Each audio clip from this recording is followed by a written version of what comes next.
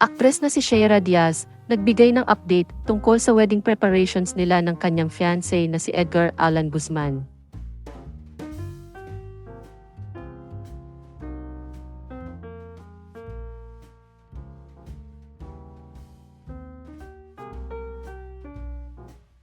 Naging engaged ang aktres na si Sheira Diaz at aktor na si Edgar Allan Guzman noong December 2021.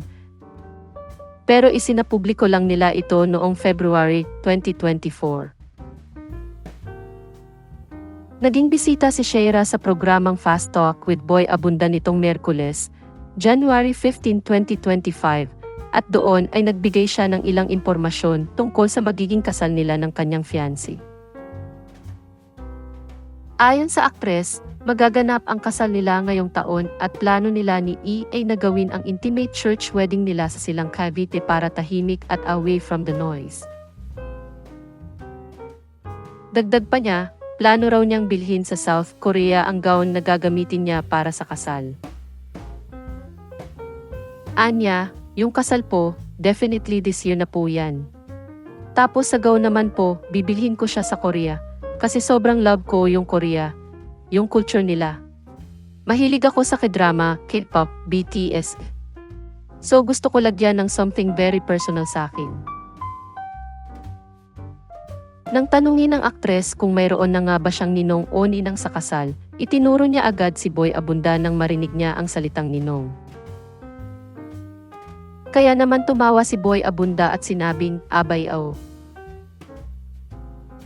Ibinahagi ni Sheira sa naturang panayam na kasama sa magiging entourage niya sina Ara San Agustin, Julia Montes, Kaloy Tingkungko, Anjo Pertiera, at imbitado rin sa kasal nila ang mga nakawitness ng love story nila mula sa simula.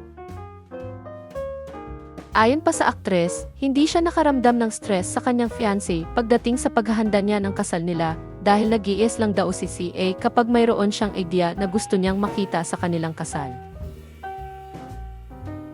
Anya, hinahayaan niya lang ako. Kung may ideya ako na nakikita ko na gusto kong makita sa wedding namin, sinesend ko lang sa kanya. Pinapakita ko and nag-yes lang siya kasi sabi niya nga, yung kasal is for the bride talaga eh. So binibigay niya sa akin yun, walang away, walang pressure, walang stress.